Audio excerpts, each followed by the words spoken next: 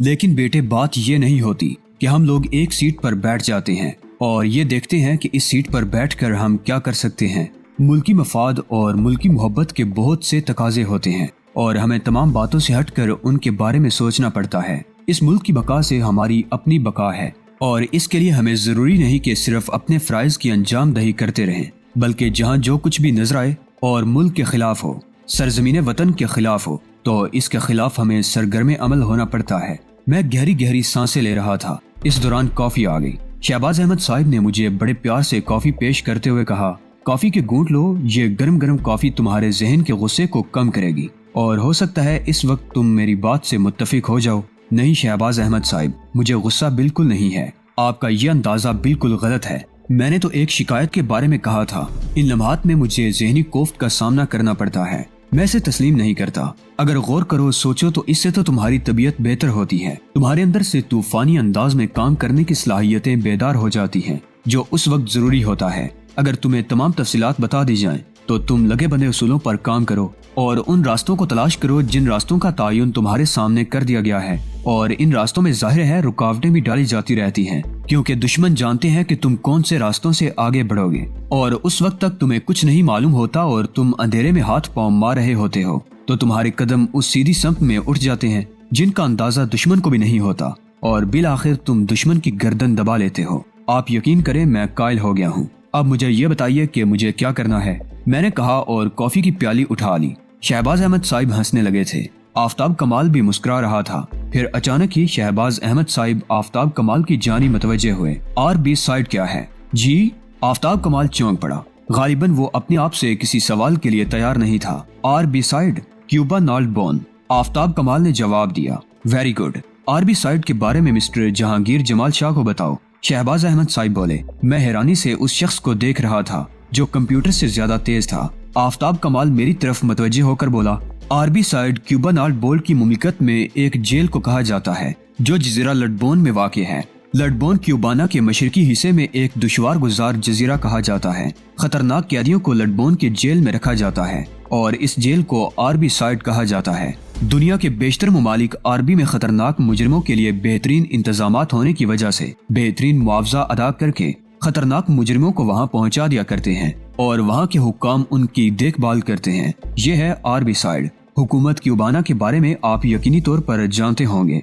मैंने दिल ही दिल में हुकूमत क्यूबाना को मोटी सी गाली दी, जिसके बारे में मैं कुछ नहीं जानता था। मैंने सवालिया निगाहों से शहबाज अहमद साहिब की तरफ देखा तो वो बोले, तुम्हें आर-बी साइड जेल में कैद की सजा दी जाती है। बेहद शुक्रिया, मैंने गर्दन खम करके कहा। और तुम किसी भी मुनासिब वक्त क्यूबाना पहुंच जाओगे। तुम्हारे पास नशावर अद्वियात का एक मुनासिब जखीरा होगा। एयरपोर्ट पर तुम्हें गिरफ्तार कर लिया जाएगा और इसके बाद क्यूबाना की हुकूमत तुम्हें सजा सुनाएगी और इस सजा के तहत तुम्हें आर-बी साइड जेल में कैद होना पड़ेगा। बाकी काम सब वही होगा और तुम्हें खुद ही इसके बारे में मुनासिब फैसले करना होंगे। मैं शदीद गुस्से के आलम में शहबाज अहमद साहिब को देखने लगा। ये भी कोई काम था? खामखा बेवकूफ बनाने वाली बातें। दिल तो चाहा कि इनकार कर दूं, लेकिन इससे पहले जो लंबी चौड़ी तकरीरें सुन चुका था उनसे बचने के लिए खुद ही मैंने सब कुछ समझ जाने का इजहार किया था। अब क्या कहता, बेबसी की निगाहों से शहबाज अहमद साहिब को देखता रहा। वो मुस्कुरा कर बोले, क्या तुम्हें ये कैद मंजूर है? क्या किसी मुजरिम को सजा देने के बाद उससे ये सवाल किया जाता है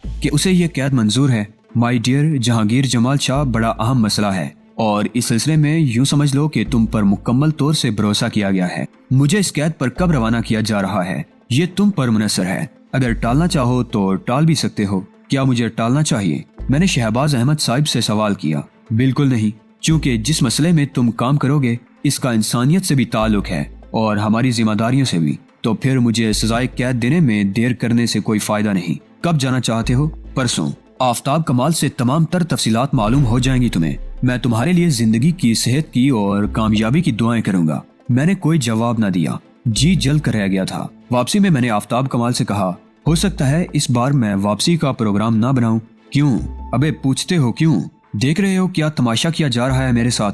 हालांकि इब्तदा में जनरल हसन साहिब ने और शहबाज अहमद साहिब मेरी बातों से इत्तफाक करते हुए कहा था कि आइंदा कोई ऐसा केस मेरे हवाले नहीं किया जाएगा जो मेरी समझ से बाहर हो, लेकिन अब इस तकरीर के बाद फिर वही सब कुछ कर डाला गया है। आफ्ताब कमाल कहने लगा, थोड़ी सी तफसीलात मैं अर्ज किए देता हूँ। क्यूबाना बहुत मुस्तहकम हुकूमत है, लेकिन पिछले दिनों से कुछ बड़े ममालिक से इसके ताल्लुकात खासे खराब हो गए हैं और इसकी वजह यह बताई गई है कि क्यूबाना के रास्ते मंशियात की बहुत बड़ी स्मगलिंग होती है और ये नशावर अद्वियात अमेरिका, फ्रांस, जर्मनी, इंग्लैंड और यूरोप के दूसरे बहुत से ममालिक में भेजी जा रही है। एक तरह से क्यूबाना मंशियात की स्मगलिंग का मरकज बनकर रह गया है, जबकि हुकूमत क्यूबाना ने वहाँ हर उस शख्स के लिए सजाए मौत का ऐलान कर दिया है जिसके पास मंशियात का जखीरा हो। तकरीबन 70 अफराद को वहाँ फौरी तौर पर मौत की सजा दी गई है। उनमें से बाज अफराद बड़ी अहमियत के हामिल थे।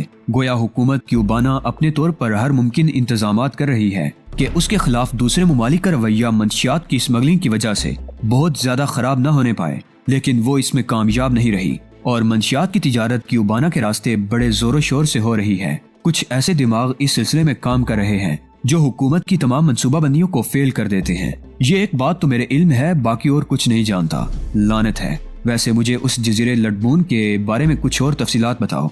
लडबोन एक माकूल आबो हवा का जजीरा है, लेकिन आरबी सार्ड जेल के बारे में ये सुना गया है कि वहाँ से फरार की हर कोशिश मौत की तरफ रुख करती है और उन लोगों ने ऐसे इंतजामात कर रखे हैं कि अगर कोई खतरनाक मुजरिम ये कोशिश कर भी ले तो फिर उसकी जिंदगी का कोई इम्कान नहीं होता। इसके फरार के बाद ये ऐलान कर दिया जाता है कि वो मर चुका और कुछ अरसे के बाद उसकी लाश भी मुतल्लिका अफराद के हवाले कर दी जाती है। यानी ये कि इतना ही एतमाद है उन लोगों को अपनी बनाई हुई उस जेल पर। बाप रे बाप। इस बार दर हकीकत शहबाज अहमद साहिब ने मेरे गले में भी मौत का फंदा डाल दिया है। भला बताओ आफ्ताब कमाल, बाकी मामलात में तो कम से कम ये होता था कि दिल के बहलने के कुछ इंतजामात हो जाते थे, लेकिन इस बार मुझे अपना ये कारनामा एक जेल में कैदी की हैसियत से सरअंजाम देना होगा। सर, मैं जानता हूँ कि आप वहाँ भी अपने लिए तफरीहात मुहैया कर लेंगे। आफ्ताब कमाल ने कहा, ठीक है, अब इंतजामात का क्या करना होगा? ये जिम्मेदारी तो आपके खादिम के स्पुर्द ही की जाती है। आफ्ताब कमाल ने कहा, तो फिर तैयारियां करो। ये मालूम करके बताओ कि कौन सी फ्लाइट और किस वक्त क्यूबाना के लिए रवाना होगी। बाद में मैंने ये तमाम तर वक्त अपने फ्लैट पर ही गुजारा था। तबीयत पर वाकई कोफ्त हो रही थी। जो काम मेरे स्पुर्द किया गया था ये मुझे पिछले दूसरे कामों से भी ज्यादा मुश्किल और तकलीफ देह ही लग रहा था। वैसे ये सारी बातें कुछ मुनासिब नहीं है, कुछ न कुछ करना पड़ेगा। दो ही सूरतें हैं, या तो ये कि खामोशी से कहीं निकल चला जाए। जिंदगी गुजारने के लिए सिर्फ अपना ही मुल्क तो काफी नहीं है, पूरी दुनिया खुली पड़ी है। या फिर कुछ न करके शहबाज अहमद साहिब को इस बात का यकीन दिला दिया जाए कि वो काम कभी नहीं होगा जिसकी तफसीलात ना बताई जाए। और ये दूसरी बात ही मुझे ज्यादा दिलचस्प लगी थी। अपने वतन, अपने लोगों को तो खैर छोड़ा नहीं जा सकता, अलबत्ता इस केस में भी कोई कामयाबी हासिल नहीं करूंगा और जवाब तलबी पर कह दूंगा कि मैंने पहले ही बता दिया था कि ऐसे किसी मामले से मुझे कोई दिलचस्पी नहीं होगी जिसका मुझे कुछ इल्म न हो। इस बात पर दिल ही दिल में मुत्तफिक हो गया था। कमाल जैसे अलादीन के चिराग के जिनको भला किन मुश्किलात का सामना करना पड़ता। बिल आखिर तीसरे दिन तकरीबन सुबह 10:30 बजे मुझे हवाई जहाज में सवार करा दिया गया और कस्टम के कवानीन से बचाकर मुझे मंशियात के एक जखीरा के साथ जहाज की सीट पर पहुंचा दिया गया ताकि हुकूमत क्यूबाना को मेरी गिरफ्तारी में किसी मुश्किल का सामना न करना पड़े। सफर जारी रहा और फिर मैं उस अजनबी शहर के अजनबी एयरपोर्ट पर उतर गया जहां मेरी गिरफ्तारी होने वाली थी। बहुत खूबसूरत एयरपोर्ट था, मौसम भी बुरा नहीं था, ठंडी ठंडी हवाएं चल रही थी, माहौल खुशगवार था, एयरपोर्ट जदीद तरीन था, चेहरे खुशनुमा थे, लोग खुशबाश थे और कस्टम के हुक्काम मुस्तैद, क्योंकि मेरे सामान के कस्टम हाउस में दाखिल होते ही एक अलार्म बजने लगा और अलार्म बजने के साथ ही साथ कस्टम हाउस के दरवाजों पर मौजूद सिक्योरिटी फोर्सेस के जवान खास किस्म की हल्की सब मशीन गनें तान कर मुस्तैद हो गए थे। फौरन ही ऐलान किया गया कि वो शख्स अपने आप को कानून के हवाले कर दे जो मंशियात लेकर आ रहा है और अगर उसने किसी किस्म की कोई गड़बड़ की तो उसे इसी जगह मौत के घाट उतार दिया जाएगा। एक लम्हे के लिए मेरे दिल में ये एक नया ख्याल बेदार हुआ जिसके बारे में मैंने इससे पहले नहीं सोचा था। आफ्ताब कमाल ने मुझे बताया था कि हुकूमत क्यूबाना मंशियात के सिलसिले में बहुत सख्त हो चुकी है और हर उस शख्स को सजाए मौत दी जाती है जिसके पास से मंशियात का जखीरा बरामद हो। कहीं ऐसा न हो कि अगर मैं बेपरवाही का मुजाहरा करूं तो न जाने वाले अजनबी मुझे गोलियों से छलनी कर दें। चुनाचे मैंने दोनों हाथ बुलंद कर दिए और मेरे गिर्द फौरन ही सिक्योरिटी फोर्सेस का घेरा पड़ गया। मुझे फौरन गिरफ्तार कर लिया गया। मंशियात मेरे सामान से बरामद हो गई थी। गिरफ्तार करने वाले मुझे इस तरह दबोचे हुए उस बड़ी वैगन तक पहुंच गए जैसे बाज चिड़िया को दबोच लेता है। जाहिर है मुजाहमत का तस्वुर भी नहीं किया जा सकता था। उन लोगों का रवैया मेरे साथ बहुत सख्त था। शायद वो हालात से नावाकिफ थे। फिर पुलिस हेडक्वार्टर की इमारत में भी मुझे बड़ी बेदर्दी से उतारा गया और धक्के देकर अंदर पहुंचा दिया गया। فوری طور پر کارروائی ہونے لگی۔ میرے سلسلے میں مناسب فیصلے کیے جا رہے تھے اور میں اپنے اس قید خانے میں بند یہ سوچ رہا تھا کہ اس سے پہلے جو بعض کیس میرے حوالے کیے گئے تھے ان میں میرا استقبال کسی حسین سیکرٹ ایجنٹ کو کرنا ہوتا تھا اور میں اس کی مست آنکھوں میں گم ہو جاتا اور اس کے وجود کی خوشبوئیں اپنے آپ میں اتار لیتا۔ اس بار میرے احتجاج پر جو جدت کی گئی ہے وہ بلا شبہ قابل توجہ ہے۔ میں ہر اس گزرنے والے کی نگاہوں میں اپنے لیے حقارت کے جذبات دیکھ رہا تھا جو میرے اس لاک اپ کے سامنے سے گزرتا تھا۔ پولیس حکام میرے بارے میں مناسب فیصلے کر رہے تھے اور مجھے یہ خطرہ لاحق ہو گیا تھا کہ اگر مطلوبہ افراد یعنی وہ جو میری جان بچانے والے تھے یہاں نہ پہنچ پائے یا ان میں کسی سے کوئی غلطی ہو گئی تو میرا انجام کیا ہوگا۔ در حقیقت اندر ہی اندر تھوڑی سی پریشانی بیدار ہو گئی تھی۔ پھر دو اور دراز قد آدمی لاک اپ کے سامنے پہنچے۔ ان کے اشاروں پر لاک اپ کھولا گیا۔ انہوں نے مجھے ساتھ آنے کا اشارہ کیا اور پھر مجھے لیے ہوئے ایک بڑے سے کمرے میں پہنچ گئے جہاں ایک 5 رکنی میٹنگ ہو رہی تھی۔ 5 افراد مقامی تھے اور بڑے بڑے خطرناک چہرے والے تھے۔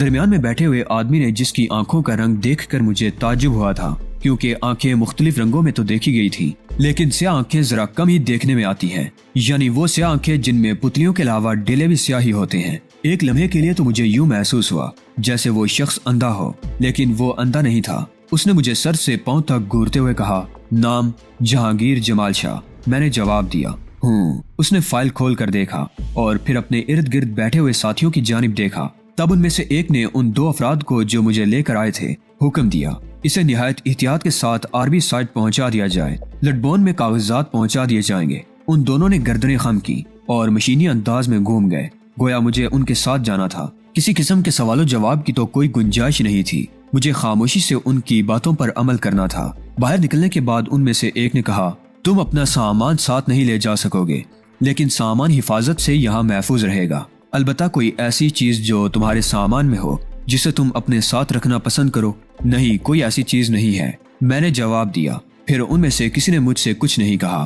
ایک بند گاڑی مجھے لے کر چلی گئی اور تقریباً 40 منٹ تک سفر کرنے کے بعد ایک جگہ رکی۔ نیچے اترا تو باہر کے مناظر نظر آئے۔ چاروں طرف تاریکی پھیلی ہوئی تھی اور میں ساحل سمندر پر تھا۔ مجھ سے کوئی 20 گز کے فاصلے پر سمندر میں ایک سٹیمر ہچکولے کھا رہا تھا۔ سفید رنگ کے اس سٹیمر پر مجھے پہنچا دیا گیا اور میرے ساتھ وہ دونوں افراد بھی سٹیمر پر سوار ہو گئے جنہیں مجھے لڈبون پہنچانا تھا۔ سمندری سفر کا آغاز ہو گیا۔ سٹیمر میں صرف مجھے ہی رکھا گیا تھا، اس کے علاوہ عملے کے افراد تھے اور وہ دونوں آدمی جو میری نگرانی کر رہے تھے ان کے چہروں پر عجیب سے تاثرات پھیلے ہوئے تھے، لیکن ان میں سے کسی سے کوئی گفتگو کرنا بالکل بے مقصد تھا۔ میں جانتا تھا کہ مجھے آربی سائٹ جانا ہے۔ سمندر میں سٹیمر کا یہ سفر رات کو تقریباً 3:30 بجے تک جاری رہا، گویا خاصا طویل سفر طے کیا گیا تھا۔ مجھے تو نظر نہیں آیا لیکن وہ لوگ جانتے تھے کہ انہیں کہاں جانا ہے۔ البتہ میں نے ان سرخ روشنیوں کو دیکھ لیا تھا جو بہت دیر کے بعد نظر آئی تھی، یعنی 3:30 بجے، اور یہ اندازہ لگانے میں مجھے کوئی دقت نہیں ہوئی کہ یہ لڈبون ہی کی روشنیاں تھیں۔ یہاں باقاعدہ سالی پلیٹ فارم بنا ہوا تھا۔ مجھے لکڑی کے تختوں پر اتارا گیا اور یہاں اتارتے ہی میرے ہاتھوں میں ہتھکڑیاں اور پیروں میں بیڑیاں ڈال دی گئیں، گویا مجھے مکمل قیدی بنا دیا گیا تھا۔ لیکن ان لوگوں کا رویہ میرے ساتھ خراب نہیں تھا۔ یا تو یہ طریقہ کار ان کا مستقل طریقہ کار تھا یا پھر میرے ساتھ احتیاط برتی جا رہی تھی۔ مجھے پلیٹ فارم سے گزار کر ایک عمارت سے باہر لایا گیا اور اس عمارت کے دوسری جانب ایک جیپ کھڑی ہوئی تھی جس پر چھت نہیں تھی۔ جیپ میں مجھے بٹھایا گیا۔ وہ دونوں افراد اس وقت بھی میرے ساتھ موجود تھے۔ پھر میں نے لڈبون کی اس روایتی جیل کو دیکھا جس کے بارے میں شہباز احمد صاحب نے جو کچھ بتایا تھا وہ بے حد خوفناک تھا۔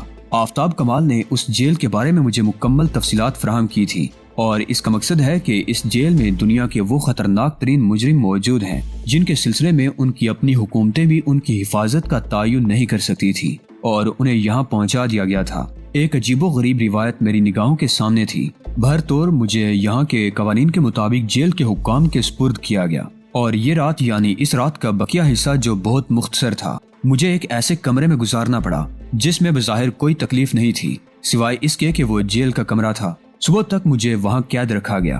صبح کو ایک معمر ملازمہ ناشتے کی ٹرالی دھکیلتی ہوئی اندر آئی۔ میرے ہاتھوں کی ہتھکڑیاں کھولی گئیں اور مجھ سے ناشتہ کرنے کے لیے کہا گیا۔ میں نے مسکراتی نگاہوں سے معمر ملازمہ کو دیکھا اور بولا، اتنے خطرناک قیدیوں میں تم تنہا آ جاتی ہو؟ ہاں۔ معمر ملازمہ نے ایک پر اعتماد مسکراہٹ کے ساتھ میری طرف دیکھتے ہوئے کہا، تمہیں ڈر نہیں لگتا؟ نہیں، تعجب ہے، حالانکہ خطرناک قیدی تم پر حملہ بھی کر سکتے ہیں۔ اول تو میرا ان قیدیوں سے کوئی براہ راست جھگڑا نہیں ہوتا سوائے اس کے کہ میں اس جیل میں ملازمت کرتی ہوں۔ دوم یہ کہ اگر کوئی سر پھرا اس پر آمادہ ہی ہو جائے तो मुझे जेल में इस आला ओहदे पर बिला वजह ही नहीं रखा गया। मैं ब्लैक बेल्ट और फर्स्ट डान हूँ, मुअम्मर औरत ने कहा और मैंने आंखें फाड़ फाड़ कर उसे देखा। लगती तो नहीं थी, लेकिन जो कुछ कह रही होगी गलत ना कह रही होगी। बहरहाल मुझे इस फर्स्ट डांस से कुछ नहीं लेना देना था। अलबत्ता मैं नाश्ता करते हुए उसे बार बार देखता रहा। फिर मैंने कहा, क्या ये बेहतर नहीं होगा कि तुम भी मेरे सामने बैठकर एक प्याली चाय पियो? नहीं डियर, मैं ड्यूटी पर हूँ। एक सवाल और कर सकता हूँ? 10 सवाल करो, मैं जवाब दूंगी। क्या यहाँ और भी खवातीन काम करती हैं? बेशुमार, उसने जवाब दिया। सब ब्लैक बेल्ट और फर्स्ट डान हैं। मैंने सवाल किया और वो हंस पड़ी। ब्लैक बेल्ट और फर्स्ट डान तो नहीं है, लेकिन कैदी मर्दों के पास नहीं पहुंच पाती। ओह, मैं होंठ सिकोड़ कर दोबारा नाश्ते में मसरूफ हो गया। नाश्ते से फरागत हुई तो वो ट्राली पर सामान सजाने लगी, वापसी की तैयारियां कर रही थी। उसने कहा, 9:15 बजे तुम्हें जेल के अफसर आला के सामने पेश किया जाएगा और फिर वो तुम्हारे लिए यहाँ कयामगाह का बंदोबस्त कर देंगे। 9:15 बजे मुझे उस जगह से निकाल कर बाकायदा हाथों में हथकड़ियां और बेड़ियां डाले हुए जेल के अफसर आला के कमरे में पेश किया गया। अलबत्ता उस अफसर आला को देखकर ये एहसास जरूर हो जाता था कि इसमें जेल के अंदर मौजूद खतरनाक कैदियों को संभालने की सलाहियत मौजूद है। इसका सर गटा हुआ था, भवें तक साफ थी, मूंछों या दाढ़ी वगैरह का भी कोई जिक्र उसके चेहरे पर नहीं था। गर्दन कानों के पास से शुरू होकर शानों के करीब खत्म हो जाती थी, बल्कि शानों पर फैली जाती थी। कसरती बदन से वो कोई पहलवान मालूम होता था। वर्दी में बहुत शानदार लग रहा था। कद भी जरूरत से कुछ ज्यादा ही लंबा था। अलबत्ता ऊपरी जिस्म की निस्बत निचला जिस्म कुछ दुबला था, लेकिन उसकी हरकतों सकनात से निहायत फुर्ती का इजहार होता था। चेहरा चौड़ा और थोड़ी बहुत ज्यादा चौड़ी थी। आंखें उन तमाम चीजों की निस्बत छोटी और अंदर को धंसी हुई थी, और जहाँ से वो सामने वाले को देखती थी वहाँ से उसके बारे में सही तज्जिया कर लिया करती थी। उसने आगे बढ़कर मेरे हाथों की हथकड़ियां और पैरों की बेड़ियां खोल दी। कहने लगा, जिंदगी में जितने लोगों से भी तुम्हारा वास्ता पड़ा हो और जितने लोगों को भी तुमने शिकस्त दी हो, उन्हें याद करो, लेकिन साथ साथ ही उन्हें भी याद करो जिन्हें तुम शिकस्त ना दे पाए हो और जिनके हाथों तुमने शिकस्त खाई हो। मैं तुम्हें चैलेंज करता हूँ कि अगर यहाँ से भागने का इरादा रखते हो या जेल में किसी गड़बड़ की कोई उम्मीद रखते हो तो इसका आगाज अभी से कर दो। तुम्हारे हाथ पांव खोल दिए गए हैं। मैं इस कमरे में तन्हा हूँ। मुझे अगर अपना मद्दे मुकाबिल नहीं पाते तो बाहर निकल जाओ, जहाँ जो दिल चाहे करो, लेकिन सिर्फ एक बार तुम्हें एक बार सब कुछ करने की इजाजत है। चाहो तो जेल में मौजूद कैदियों का कत्ले आम कर दो, लेकिन दूसरी बार इसकी इजाजत बिल्कुल नहीं मिलेगी। दूसरी बार अगर तुमने कोई गड़बड़ की तो तुम्हारे जिस्म के 3 मुख्तलिफ हिस्सों से तकरीबन 1.5 इंच खाल उतार ली जाएगी और उस पर कोई दवा नहीं लगाई जाएगी। वक्त अगर तुम्हारे जख्म भर दे तो ठीक है, वरना जख्म तुम्हारी मौत के जख्म भी साबित हो सकते हैं। मेरा मतलब समझ रहे हो ना? हम अमन पसंद लोग हैं। इस जेल में अमन पसंदी की रिवायत कायम की जाती है और ये अमन कायम रखना हमारी जिम्मेदारी है। अगर हम ये महसूस करते हैं कि कोई कैदी अमन के लिए खतरा बन सकता है तो हम उसे हलाक नहीं करते, बल्कि उसके पैरों के पंजे और हाथों की उंगलियां काट देते हैं ताकि वो मुस्तकबिल में कंट्रोल में रहे। समझ रहे हो ना? उसने अपनी खौफनाक आंखों से मुझे घूरते हुए कहा। मेरे होठों पर मुस्कुराहट फैल गई। मैंने नरम लहजे में उससे कहा, आपका नाम मालूम कर सकता हूँ सर? तुम मुझे मिस्टर हुड कह सकते हो। मिस्टर हुड, मैंने आहिस्ता से कहा। फिर बोला, सर मैं यहाँ अमन से रहूंगा और आपको मुझसे कोई शिकायत नहीं होगी। उसने चंद लम्हात गहरी निगाहों से मुझे देखा, फिर बोला शुक्रिया, और इसके बाद उसने अपनी मेज पर रखी हुई घंटी बजाई। फौरन ही चंद कवि हैकल आदमी पहुंच गए। ये जेल के नुमाइंदे थे। उसने उन्हें हुक्म दिया, बैरक नंबर 7, रूम नंबर 8। उन दोनों ने सल्यूट किया, लेकिन फिर चौंक कर मिस्टर हुड को देखने लगे। उसने गर्दन हिलाते हुए फिर कहा, barrack number 7, room number 8। Yes sir. मैं उन आने वाले की इस हिचकिचाहट को नहीं समझ पाया था। बहरतौर खामोशी से चल पड़ा। वसी और अरीज जेल थी, बिलाशुबा जेल थी। बहुत से गोशों को जन्नत नजीर बना दिया गया था। बहुत से खुश्क थे और वहाँ आग बरस रही थी। मुख्तलिफ सूरतें बना दी गई थी इस वसी और अरीज मैदान की। पता नहीं लटबोन में इस जेल के अलावा भी कुछ था या नहीं, यानी कोई बाकायदा आबादी, लेकिन फौरन ही सारी मालूमात हासिल कर लेना मुनासिब नहीं था। अलबत्ता मैं बैरक नंबर 7 तक का सफर करते हुए मिस्टर हुड की बातों पर गौर करता रहा। मेरी आंखों में हल्की हल्की निलाहटें जाग रही थी। मैंने दिल ही दिल में कहा, मिस्टर हुड, अपनी असल हैसियत हासिल करने के बावजूद मैं तुम्हें तुम्हारे इस चैलेंज का जवाब जरूर दूंगा और तुम्हारे इस घटे हुए सर से ये गलत फहमी हमेशा के लिए निकाल दूंगा कि तुम नाकाबिले तस्खीर हो। बैरक नंबर 7 के सामने वाले हिस्से में 4 मुस्तैद सिपाही पहरा दे रहे थे। मुझे लाने वालों ने उन्हें मेरे सिलसिले में कोई कार्ड दिखाया और उन्होंने दरवाजा खोल दिया। मैं बैरक नंबर 7 में दाखिल हो गया। बहुत साफ सुथरा बैरक था, अंदर ठंडक भी थी।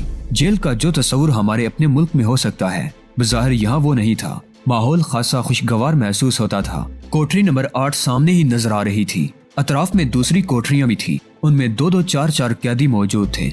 8 नंबर कोठरी में सिर्फ एक कैदी था। मुझे दरवाजा खोलकर अंदर दाखिल कर दिया गया और दरवाजा बंद हो गया।